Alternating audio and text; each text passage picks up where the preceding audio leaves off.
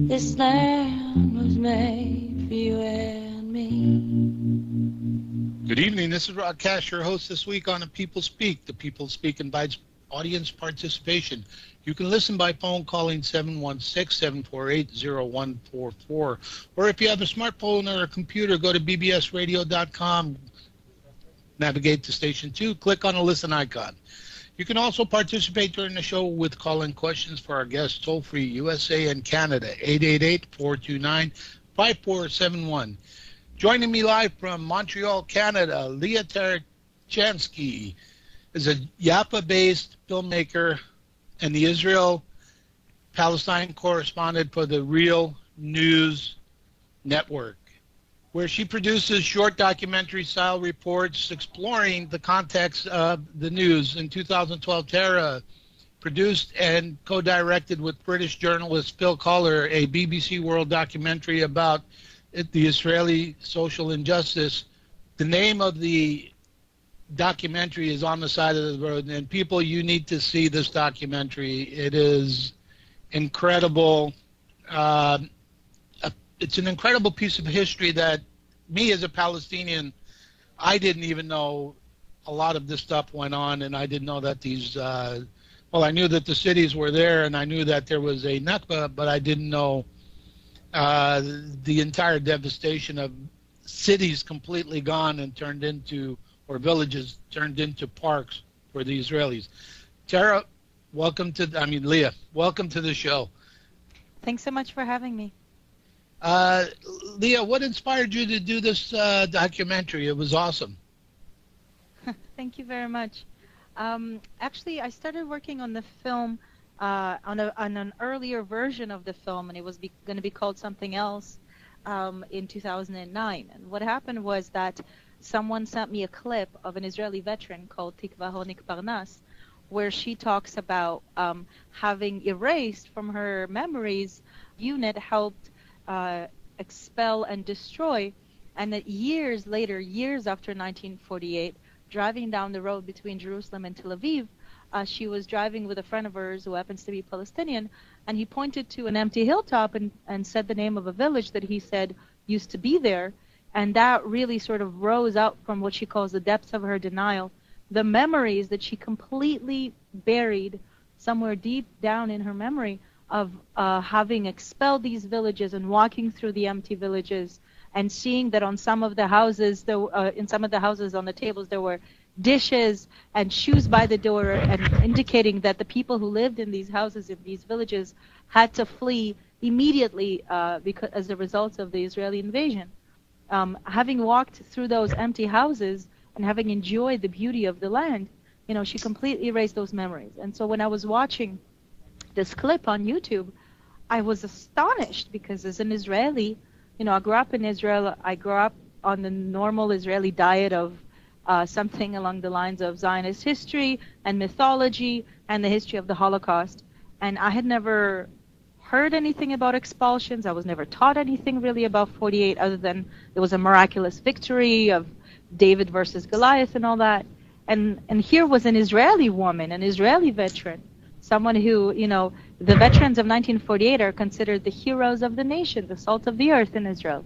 And here's this woman, and she's talking about war crimes in that war, which was, of course, always taught to us as something, almost mythological. And so it really shook me to the core. And I decided to do a film. Now, I'm a journalist, so my approach was at first, I wanted to do a journalistic film and get experts and the historians and to really understand what happened in that year, because I figured if I don't know, obviously other Israelis don't know, and if it had such a strong impact on me, it would have on other Israelis. But what happened was that as I was collecting that film, I was shooting those interviews and speaking and doing a lot of archival history research, and I ended up spending more than a year doing research for that film. As I was discovering the details of what happened in 1948, and even more importantly, what happened in the 2-3 years immediately after the war, when more than 500 villages were completely destroyed, thousands of places were renamed from the Palestinian names to the Israeli names, and trees and forests and parks were planted on the remains of these emptied villages. this to build the landscape which builds a Jewish continuity on the land. As I was discovering the details behind all of these things, which of course, if you grow up in Israel, you're born in Israel, you walk through these parks, on your vacations, you walk through these streets on these changed, these streets with changed names. You grow up in a landscape that doesn't have anything Palestinian, and in your consciousness, you don't even have Palestine or Palestinians as some kind of as a uniform nation of people who have political and national aspirations. You're taught from age 0 that there's an Arab mass of enemies. They are, homogeneous, and they just want to kill you. And so, as I was discovering in my research that much of what I learned was mythology, I was talking to everyone around me about what I was discovering. And I found that even though I could bring now to the argument facts that I didn't have before, it wasn't really having much of an impact on the people that I was talking to. I wasn't getting this, oh my God, reaction that I thought I should be getting.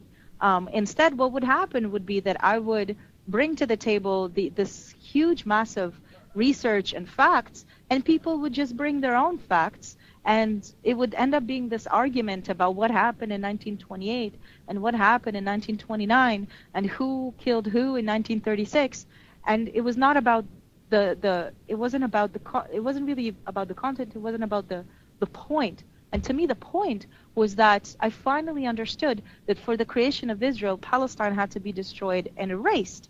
And this very simple truth is something that you don't put 2 and 2 together when you grow up in that landscape of that education and that constant indoctrination into we are right, we are always right, we are pure of arms, we never did anything wrong, we're eternal perfect victims, and the Arabs are just an extension of the Nazis, and so on. And so what I found was there was a personal element to the story here that I wasn't penetrating to. And what happened was that I finally understood that when the Palestinians were talking, they were speaking about the Nakba, the catastrophe of 1948. They were talking about living in exile. They were talking about living under occupation. They were talking about being bombed. And when the Israelis were talking, they were talking about the Holocaust. And they were talking about, anti-Semitism and terrorism. And so the two sides, if you can call them sides, were talking about totally different things. And so the film really evolved as I understood that. And I started, instead of reaching out to historians, reaching out to veterans and seeing if I could get their stories.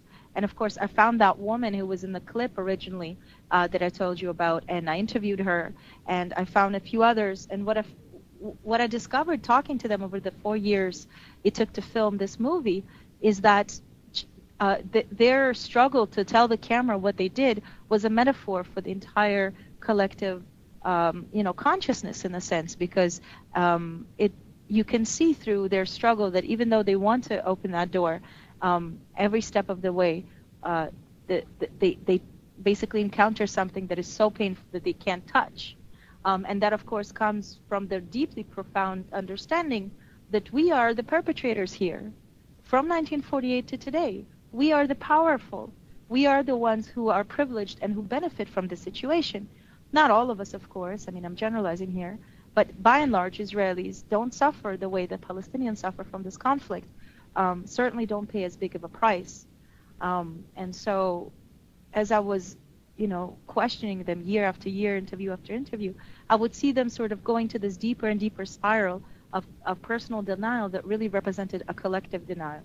And so the film evolved over those years, and the final version, known as On the Side of the Road, which you can see the trailer for on narrativeproductions.com, that version of that film is a very personal story of people who tackle their own denial as a metaphor for the collective denial of our society. And you see that whenever some Israelis who are no longer in denial try to present that truth to their society, to their brothers, to their neighbors, they're met with violence and dismissal, and it's a very tough environment in which to raise these kinds of questions. And led me to conclude that one of the most basic elements of the Israeli DNA is knowing what questions you cannot ask. Because once you start asking these questions, the entire mythological string starts to unravel, and then nothing that you could before plaster into some kind of justification holds up anymore. Right, and correct. And this has always pretty much been my argument with Israelis is that, you're saying land, but you're not from the land to begin with. I'm sorry, but, the indigenous Judeans that converted to Islam and Christianity first and then Islam, following Jesus and then following Muhammad, they never went anywhere. Those people were still there. They are the same people that are there. The Yiddish came from Europe, and a lot of people don't really know the history of that until they look deeper. I didn't even, as a Palestinian, I did not know the history of it myself until I started researching the origins of the Sephardim and the Ashkenaz and everything else. And my biggest battle with most Israelis is, we don't care. We can all live together. We're all human beings and everything else.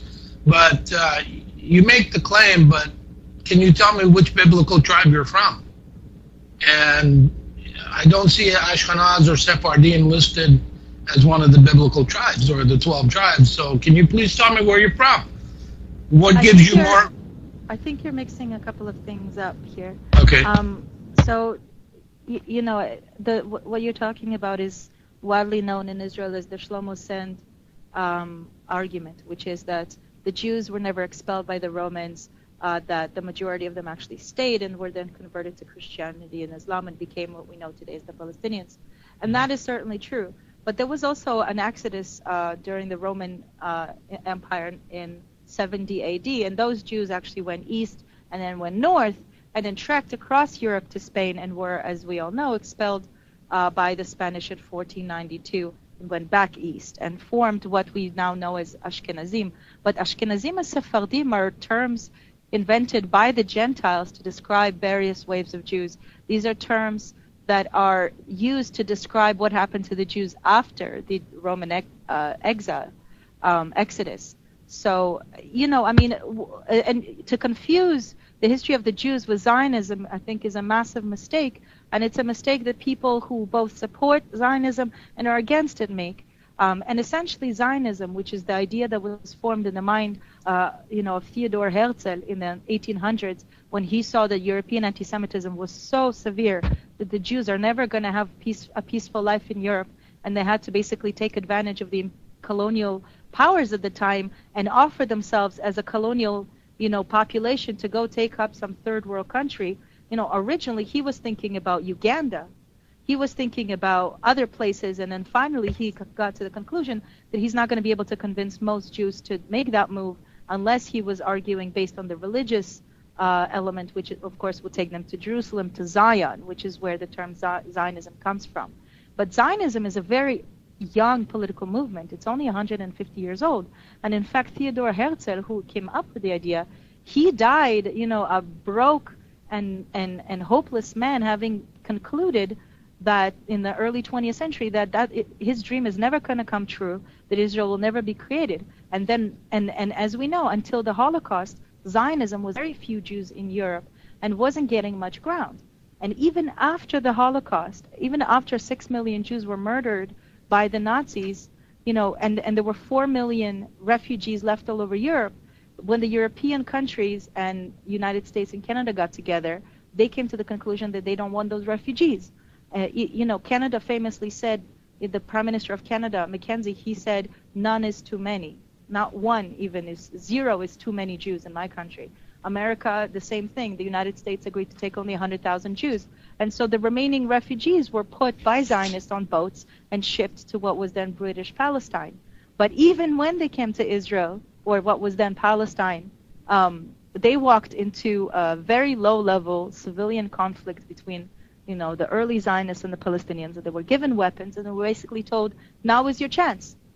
After the war, of course, after the dust settled in 1948, 3 years after the Holocaust, then you can come and say what you want. But the majority of Israelis today don't come from Europe. Most of the Israelis today, most of the Jewish people in Israel, actually come from North Africa. They come from the East. They come from places like Iran and Iraq and from Yemen. They come from Russia. That's the majority of people that live today in Israel as Jews. The Ashkenazim, the Jews that came from West Europe and founded the state, are now a minority. And this, of course, creates a huge demographic problem, because what you end up with is you have Jewish Arabs and Muslim Arabs who are killing each other in order to profit the Jews that came from Europe. And when we're looking at the segregations and the various levels of oppression inside the Jewish community in Israel, you see very clear segregations based on when a community came. In Israel, we have zero mobility in terms of classes. If you are born poor, you will die poor. The chances of you stepping out of poverty into a working class is almost zero. And if you are born rich, which happens, most of those in power in Israel come from West Europe, or the Ashkenazi Jews, you can inherit that wealth and live well. And so you have huge disparities amongst the Jews, all in the name of this idea of Zionism. So I think that it's a mistake to basically stereotype all Israeli Jews as colonialists that came from Europe. As I said, most of the Jews in Israel today are not even from Europe, and came for various reasons. So the story of Zionism and the story of this conflict is really quite complex. And it's one of the reasons why my film doesn't go into all of these elements of the history. My film talks about Israeli collective denial today and where it comes from, and how deeply it's entrenched inside of a people that is basically not forced to examine it. And the reason it's not forced to examine it is because it's easy to indoctrinate a people that wants to be indoctrinated. Correct. And you can't force people against their will to just give up everything that they have, forget everything, move on as if nothing has happened, when nobody is apologetic. But the problem today is that it doesn't seem like there's any remorse, and the onslaught is going on and on and on. Yep. In my studies, I've come across articles where maybe that the Ashkenaz, the richer, higher level Jews, were handing some of the lower class Jews over to Hitler and the Nazis and stuff like that. A lot of different studies, but stories are all out there, but nobody really does the history about what's going on. Now, what I need to say here is, do you know about the Great Book Robbery? I'm sure you've... Yep, it's a great documentary. Right. I look at it this way: why would you need to steal history books of another people if you are the indigenous people returning and you have history there? This is what I'm saying is that it's not a narrative. It's not a conflict of narratives. Right. I mean, you have 1,000,001 witnesses who will tell you 1,000,001 stories about an event, but there is also objective truth. And it's not about the books. I mean, the Great Robbery, if you've watched it, it's about how in the 2-3 years immediately after 1948, 4 very important laws were put into place, which basically cemented that Israel is the Jewish state for the Jewish people and the Jewish people only. The first of which was that all the properties of the Palestinians that were expelled were appropriated into a body that the government just created out of thin air. They took the lands, they took the houses, they took all the agriculture, and of course they also took the books. What the documentary, the bank accounts. Right. What the documentary you're talking about says is that the problem here was that colonial mentality. For example, some of the other laws they put into place was the anti-infiltration law of 1951 that says that all the Palestinians that left are not allowed to come back to, for example, take something from the houses that they were expelled from, or to harvest their agricultural products so that they can survive as refugees. That law basically prevented any returns that Israel today uses against African refugees seeking asylum in Israel. The other law, for example, that they put into place is the law of return that says that only Jewish people can immigrate to Israel, and that basically prevented any return of Palestinians or anybody else. If you're not a Jew, you can't move to Israel. It's not like the United States. You can't just immigrate there. And of course, the most important law that they passed in those first few years had to do with the land. And in my opinion, that's the biggest robbery, because today we live in a situation where 96% of the land of Israel whether it's public or private, belongs to Jewish people in the benefit of the Jewish people. More than 60% of that is the government, and 13% is the Jewish National Fund, which explicitly says that its lands are for the benefit of the Jewish people and the Jewish people only, which means that 22% of the population, which is not Jewish, almost a quarter of the population, which is not Jewish, has access to only 3% of the land. And that's the land on which the Palestinians who were not expelled live. And now it's 4 generations later, and they still only have that little piece of land. And so the elements by which the new Jewish state took control over all the resources of the Palestinians and rewrote history, erased the landscape, those are the methods that created the kind of environment in which you have massive collective denial in Israel about the tragedy that happened there, because of which Israel exists. And I think that until we look in the mirror as Israelis about what was the price that was paid and by whom for us to have what we have, and until we are accounted for that, until there is justice, there will never be peace. And this is something that, it takes education, it takes, being able to have some kind of self-reflection, having a national level conversation the same way that Germany had after the Second World War, the same way that the French had after moving out of Algeria, the same way that the whites in South Africa had. We're going to have a national conversation when this thing comes to heads. And what my film is saying, basically, or is trying to say, is the first step is to ask questions.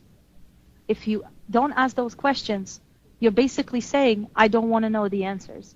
And we have to know the answers if we're going to have an honest and some semblance of peaceful transition into a post-colonial reality in which we are not occupying millions of people, in which we are not constantly bombing, basically an open-air prison, in which we are not constantly at war with all of our enemies. And this is something that I deeply believe all Israelis want. And I deeply believe this is what the Palestinians want, and of course everyone in the region. But as you and I know, there are people who profit from this situation, and those people are the ones who are maintaining the current status quo. Absolutely, and this is what I keep trying to tell a lot of my Israeli friends, is that what they don't realize is that we're all victims of these profiteers, whether we're Jewish, whether we're Christian, whether we're Muslim. Everybody, we're all victims of it. What we need to do is all unite in humanity as human beings, but getting past what you said, the denial stage, or should I say the arrogance stage of those, well, we're here, we're resisting no matter what, and instead of saying, okay, well, how can we work forward? They're saying, well, there's never going to be a Palestinian state. This is the type of attitude and mentality that with some people that we're dealing with. And I'm sure you've come across that yourself. Of course, but there's intransigence, ignorance, and barbarity on both sides. I just think that we have access to a lot more media to broadcast ours. And of course, Israelis, intransigence has a much bigger impact. But there's idiots everywhere. Yeah, that's absolutely correct. We're going to take a quick break, Tia. We'll be right back. People, go out and see her movie, or go online, and you can probably download the live stream from her movie. It's called On the Side of the Road. It is a tremendous documentary, and it shows a lot. It shows what was and what's there now, and what a difference. You will see the villages that were completely annihilated. And also, we spoke earlier, Tara, you and I on the phone, and we spoke about the massacre. So we'll come back to that when we come back. We'll be back in just a few minutes with our guest, Lia Tarachansky. This is Rakesh on the BBS Radio Network, and the people speak. And me. Welcome back to The People Speak. This is your host, Rakesh, with our guest, Lia Tarachansky, here on The People Speak. Lia, before we left, we were talking about your documentary, On the Side of the Road. What was it for you as you visited those villages and you looked at the pictures and you seen what was there, but then you know, later on you see a park that was funded and paid for by Canada or Australia or the U.S. Right. Sure, of course. You know, for me, a number of stages. First, I understood the occupation, and only years later, I understood the Nakba. So first, I understood what happened in '67 because it's so visceral. It's so in your face. You're seeing, you know, concrete checkpoints and army and, you know, night invasions and mass arrests and all that. It's very visceral. It doesn't take much to see it and say, oh my God, this is wrong. But it took years for me to understand that what is going on in the occupied territories today, and what started in '67 that led to now 5 million people living statelessly as subjects of the Israeli military, that started in '48. I mean, of course, the conflict didn't start in 1948, but in '48 it was massively transformed, and the dispossession of the Palestinians completely changed in '48. So to make that connection, to understand 48 is to understand everything that happened after. And so I had already even started working on the film before I really internalized that. And what happened was that as I was working as a journalist in DC, and when I started working on the film, I moved back to Israel. And I come from a West Bank settlement. I grew up in a settlement between Ramallah and Nablus. Mm-hmm. And it's a space which is, you know, a settlement, if you've ever been in one, a colony, it's a very Israeli space. There's obviously no Palestinians in the settlement, and even though it's right in the middle of the Palestinian West Bank, it's a completely segregated society. It's almost like some kind of island suspended from the sky by strings. It's so divorced from its landscape and its surroundings, and it's intentionally built that way. And so I had, growing up in the middle of the Palestinian West Bank in an Israeli settlement, had never actually interacted with Palestinians in any way. I'd never met Palestinians in any way. The only times I knew anything or heard anything about the Palestinians, it was about them trying to kill us in one way or another. And so in my imagination, the only thing I knew or thought about the Palestinians is that they just want to kill me. And then after I had moved back to Israel, having undergone this massive political transformation, I went back to my settlement and I crossed the road and I went back to I went to the villages across the highway. And for the first time met those people and talked to them and was, I have to say that even though my mind already understood what was happening, my heart had taken a long time to basically up. And as I was standing there in the village across the highway from my settlement, I just remember being terrified for my life and being certain that at any moment they're going to turn around and kill me. And this irrational fear haunted me for years after I started as a journalist to cover the occupation and go in and out of the West Bank a lot and see some of the biggest, atrocities that happen daily there. And go deep into the Palestinian cities, including to cities from which come people that have killed friends of mine, and people that I love. And to finally cross those boundaries, that finally led me to understand that the fear that I was feeling was an irrational fear, that the Palestinian people are a people, and that all they really want is to have a normal, quiet life. The aspiration of the vast majority of the people there is to just have a normal, North American, boring, suburban life. That's what we're fighting for here. And so even after making that transition, it took me a long time to go to a village in 48 that was destroyed, because of course it's not like there's a sign there that says here was a Palestinian village. You're driving down this highway between Jerusalem and Tel Aviv, and you don't know that there were 18 villages along the highway, in the place of which are now beautiful rolling foresty hills. And so what happened was I went with Zochrot, which is an Israeli organization that documents this history in Hebrew for Israelis to confront. And they organize tours for Israelis to these villages.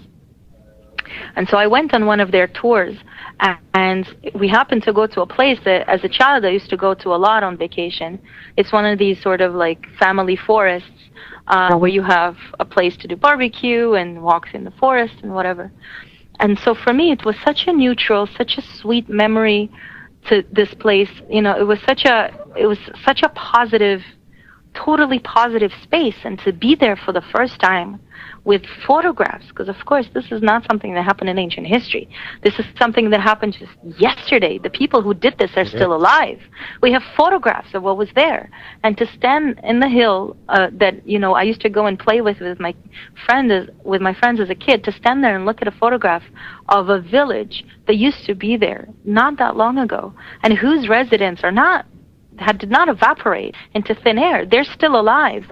They live in Gaza, and their descendants live in Gaza, and their grandkids live in Gaza, and they still live in the same refugee camp, still waiting to go back to what is now an empty hill covered in forest and picnic. And to see that, and to see the banality of how easy it is to completely transform a place, to completely erase an entire history, an entire people, and to do it completely, without blinking an eye, without stopping for a second to say, is what we're doing here an atrocity? That was, for me, I could never, it broke me as a person. It broke everything that I knew until that point to be true. And the worst part of it was actually a moment that's in the film where I was interviewing one of the veterans, and he's talking about a village in the south of the country where he participated in a massive, in a massacre, and they ended up burying more than 70 people in a mass grave. And he was talking about this place, and I went and I found in the archives an aerial photograph of that place that was taken in 1947, 1 year before the massacre.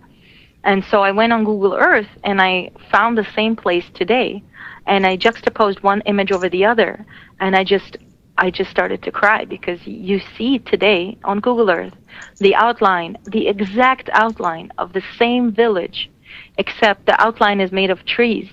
And you can see that wherever there was a house, there is now just a tree left. And the houses are gone, the people are gone, the village is gone, but its outline remains. Right. And in that way, nature has somehow, almost magically resisted being erased, resisted that memory being erased, their memory. And the people who were expelled from that village also live in Gaza. And I went to that village, and I went to that place, and and to stand inside of that grove now. Did you also speak with the family in Gaza? In a roundabout way, I did. But just to finish, to stand in that place, you can hear the ghosts of the people who live there. You can smell them. You can taste them in the air. You can taste them in the soil. They are there, and they're going to be haunting this place until this conflict is resolved. And they're allowed to return. And then a few months ago, as I was presenting my film in Norway, I was speaking on a panel with someone who is from Gaza. And as I was telling that story, he said, wait a minute, what's the name of the village? And I told him, and he says, this is the village of my grandparents. And this is something that happens to me constantly abroad. I'm talking about this place or that place, and someone says, this is where my grandparents are from. So that memory is alive and well, and has been inherited, just like the trauma of the Holocaust, from generation to generation. And until it is resolved, until some kind of modicum of justice is seen, we're never going to have peace. I could see that. I've got a caller from Australia that wants to ask a question. Steve from Australia, go ahead, please. Thank you very much, sir. God bless you first, ma'am, for all the work you're doing. My first question is, did you get a lot of blowback from other Israelis when you made these documentaries? Thank you for the question. I want to say that in Hebrew, I don't have an accent. I don't wear a hijab. I have a Jewish name, and I'm mostly and I look white. So I can pass for a lot of privilege in Israel. And so the violence that you actually see perpetrated daily is not against people that look like me. So I get away with a lot. But to answer your question, it's not an easy film to watch, and as you can imagine, a lot of people have negative reactions to it. But that's what I expected when I made it, and that's why I made the film. Bravo. One final question: Do you see modern Israelis waking up more and more to this historical truth? That's a complicated answer. So what happened was that 30 years after 48, the Zionist archives were opened, as were the UN archives and the British archives. And so these historians would go into the archives for the first time in 1978 and start digging up a lot of the documents that were there, and they actually became the first historians of Israel. These are people that you probably have heard of: Benny Morris, Ilan Pape, Zev Sternhall, people like that, people who, Avi Schleim, people who became known as the new historians. And so when they were publishing their work in the 80s, they were basically opening wide a door that was completely closed, and we saw that their work had a lot of impact, both on the social justice movement that arose in 1982 against the Lebanon war, and also, the first Intifada that started in 87. And so in the 90s, you had this mass wave of awakening in Israel where people were discovering these facts, because of course their parents would never talk to them about what they did in 1948, so they actually didn't know. But that was in the 80s and 90s. What happened is that under Netanyahu's first government in 1996, his Ministry of Culture basically went through Ministry of Education went through all the history books and removed any of the material that was discovered by the new historians. And so basically in one swoop reversed all the programs. Now, it's not even 1996 anymore. We're now in 2015, and many processes have happened since then. We've had the second Intifada. We had the beginning and the collapse of the peace negotiations under Oslo. And today, you can't say that the average Israeli doesn't know that something horrific happened in 48, that the Israelis are responsible for. You can no longer say we don't know. But denial is not a yes or no. It's not a light switch that goes from off to on. It's a process, and it has many stages, as we know from people who study personal denial to people who study collective denial. And where we are as an Israeli society today is no longer at the stage of I didn't know that something happened because of all the things that I said. The next stage after that is, okay, maybe something happened, but it's not as bad as it sounds. We are even not at that stage anymore. We are now at the stage that says, okay, something happened, and it was terrible, but it was justified, but it's not me. And this is a very important phase, in my opinion, because it's right. It is exactly the last point before a person has to basically take responsibility for their own, actions and for their own privilege, and to face up to what they've done. And as a society, we're not that far away from that stage, because that last stage of I don't care what happened, even if something atrocious happened, it's justified. That's where we are today. And as a society, you can't stay in that space for very long, because of course that argument sounds hollow when you kill 2,200 people. Publishes reports saying that you're a war criminal. Any more questions? Thank you very much, ma'am. Great. Thank you, Steve. Thanks for calling. What do you think of the Netanyahu regime and his government, Leah? I think that the Netanyahu regime is Netanyahu's fourth government is the closest government that we've ever had in Israel's history to a fascistic regime.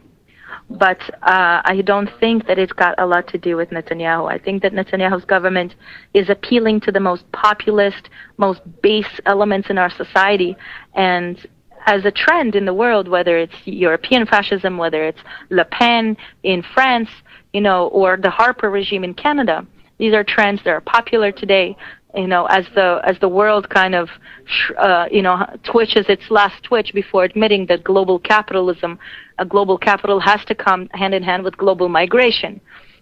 Because we are still in denial of that very basic fact, these are popular ideas, these ethnocratic ideas of having a nation that belongs to one ethnic group, the French belonging to the French, Russia belonging to the Russians, all these mythologies that nations have about being pure societies, because Netanyahu knows that this is a popular belief or a popular worldview today, not just even in Israel, but around the world, he is playing up to that very base populist view, and his regime represents that. But I think that it's special in Israel because he is leaning not just on these, extremely right-wing backwards ideas, leaning on the most racist version of Zionism that you have, which says that Israel is a country of Jews and only for Jews, and that only Jews should have rights there, and even almost half his government in one way or another supports ethnic cleansing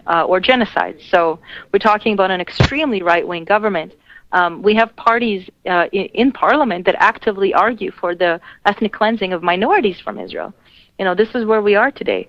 But I think that Netanyahu, while playing to these elements in Israeli society, he's really exposing the worst elements of Zionism. And this is something that has helped activists around the world. I mean, Netanyahu, as Omar Barghouti says, is the biggest closet supporter of the boycott movement, because he goes up on the world stage and he says things that are overtly racist and overtly discriminatory, such as before, the day of the election, saying, Jews run to the polls and vote because the Arab minority is running, and they're, the Arab hordes are trying to vote. These are citizens in a country that calls itself democratic.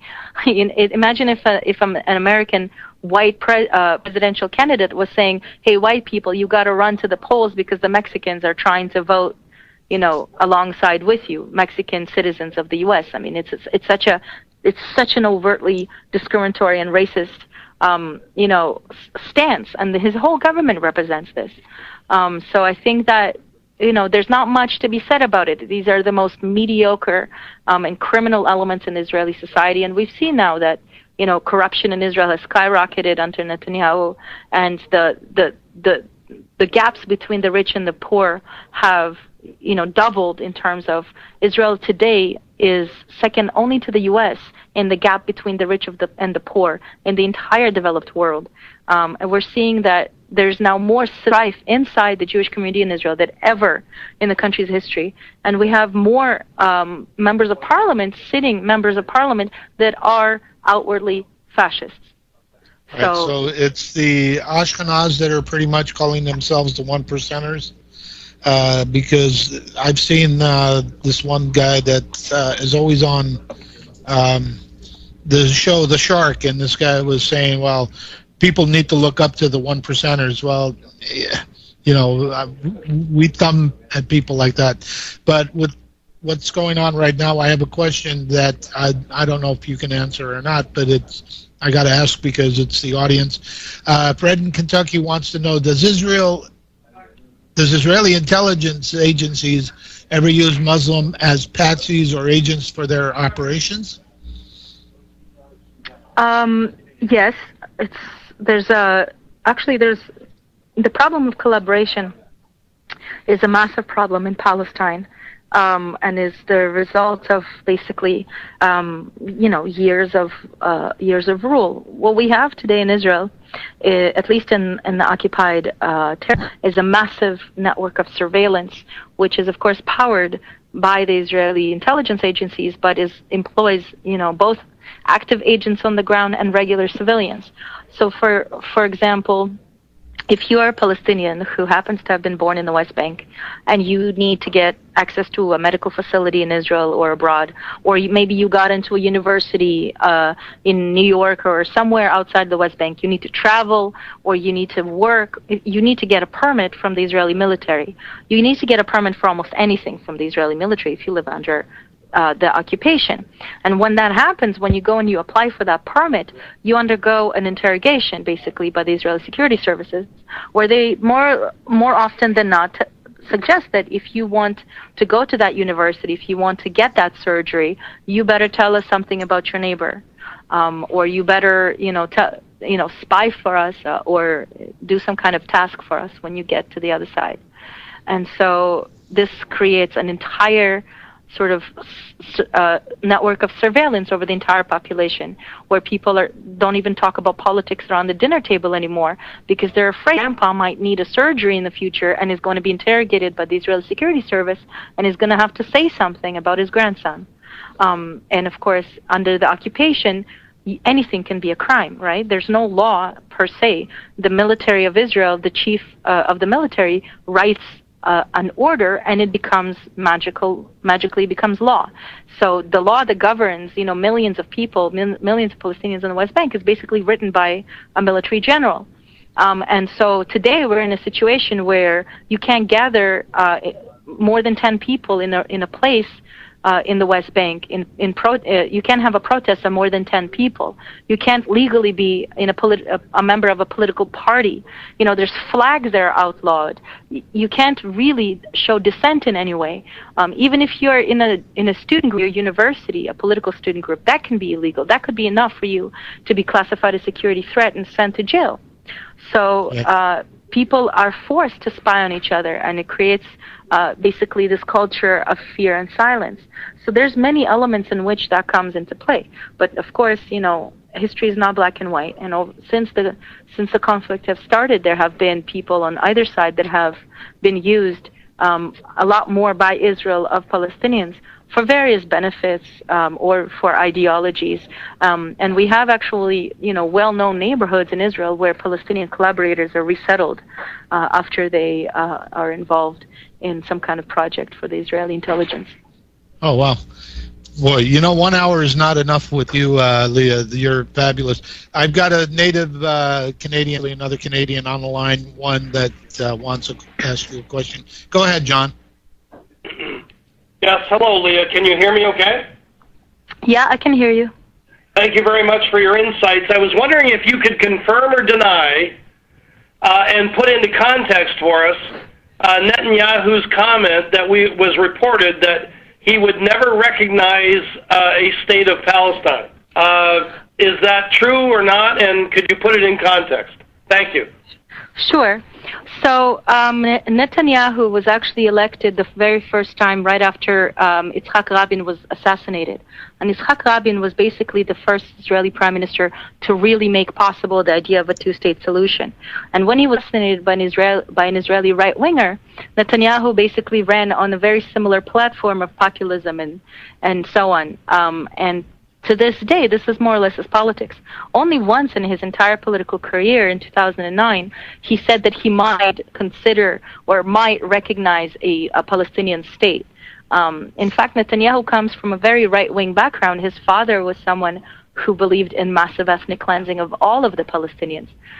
His brother died in Operation Entebbe, which was an anti-terrorist operation in the 70s, and all of these elements, including, of course, being an extreme right-winger himself, helped shape Netanyahu as the man we know today. But he, in this election, he saw that his plan to, the very reason he called for an early election, and the only reason we had elections this year, is because he was basically losing power as a result of the fact that there was relative quiet in Israel for years under him.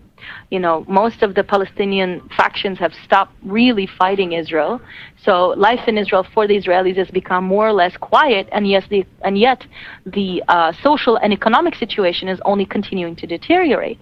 And of course, that comes from Netanyahu being an extreme capitalist and capitalizing basically all of our industries, our ports, our railways, and so on, and creating this huge gap between the rich and the poor in extreme, neoliberal economics. And so when you don't have an enemy to fight, the people start looking internally, and largely why he has started the last 3 wars that we've had.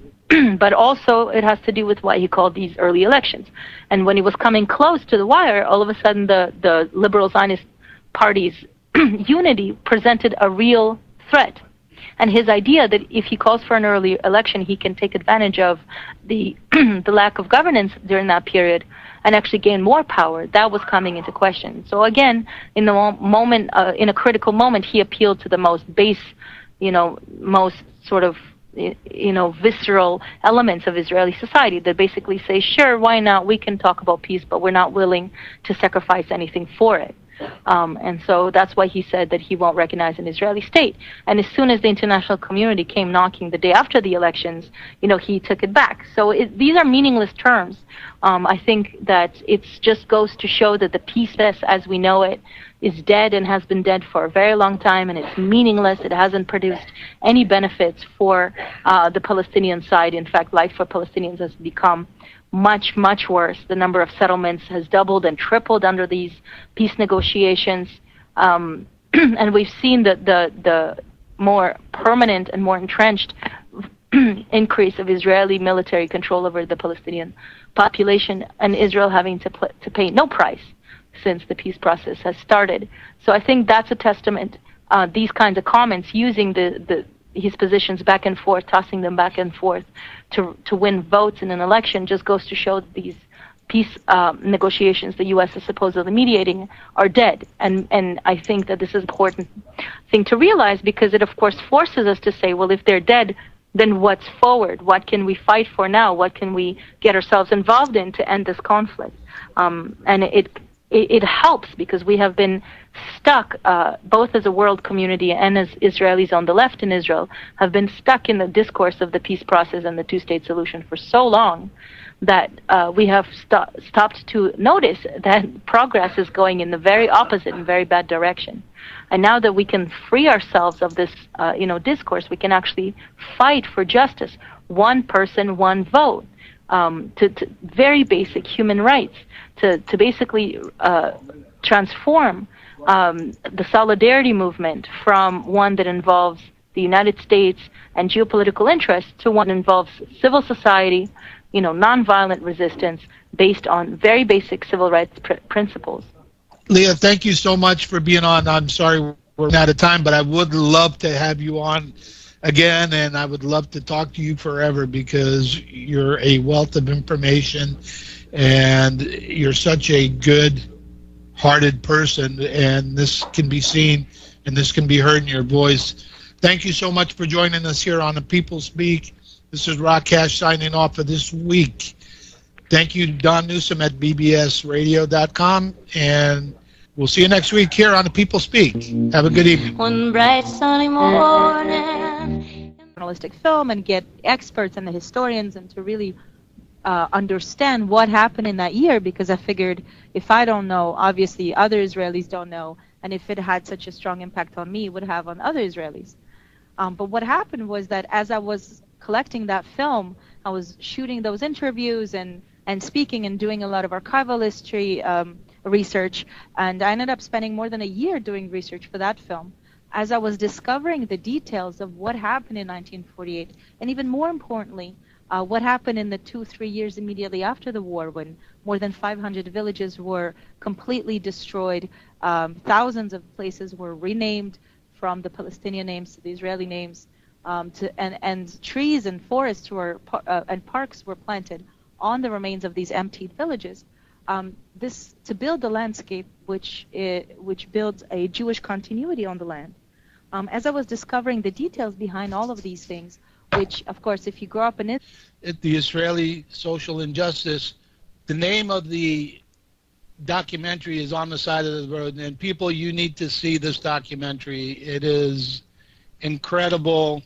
It's an incredible piece of history that me as a Palestinian, I didn't even know a lot of this stuff went on, and I didn't know that these, I knew that the cities were there, and I knew that there was a Nakba, but I didn't know the entire devastation of cities completely gone and turned into, or villages turned into parks for the Israelis.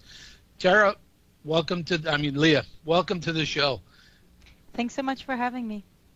Lia, what inspired you to do this documentary? It was awesome. Thank you very much. Actually, I started working on the film on an earlier version of the film, and it was going to be called something else in 2009. And having enjoyed the beauty of the land, she completely erased those memories. And so when I was watching this clip on YouTube, I was astonished, because as an Israeli, I grew up in Israel. I grew up on the normal Israeli diet of something along the lines of Zionist history and mythology and the history of the Holocaust. And I had never heard anything about expulsions. I was never taught anything really about 48, other than there was a miraculous victory of David versus Goliath and all that. And here was an Israeli woman, an Israeli veteran, someone who, the veterans of 1948 are considered the heroes of the nation, the salt of the earth in Israel. And here's this woman, and she's talking about war crimes in that war, which was, of course, always taught to us as something, almost mythological. And so it really shook me to the core.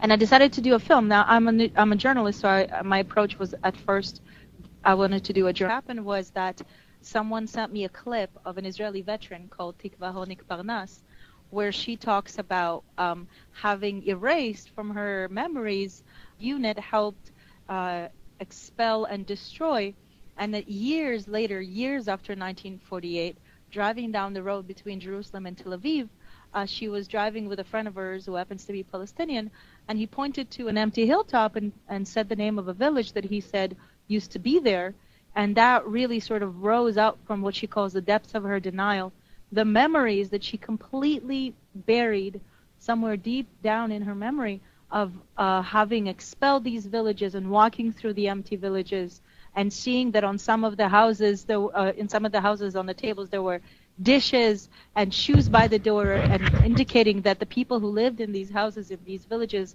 had to flee immediately because as a result of the Israeli invasion. Having walked through those empty houses, this land was made for you and me. Good evening. This is Rod Cash, your host this week on The People Speak. The People Speak invites audience participation. You can listen by phone calling 716-748-0144. Or if you have a smartphone or a computer, go to bbsradio.com, navigate to station 2, click on the listen icon.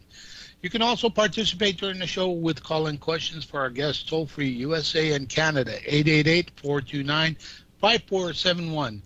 Joining me live from Montreal, Canada, Lia Tarachansky is a Jaffa-based filmmaker and the Israel-Palestine correspondent for the Real News Network, where she produces short documentary-style reports exploring the context of the news. In 2012, Tara produced and co-directed with British journalist Phil Collar a BBC World documentary about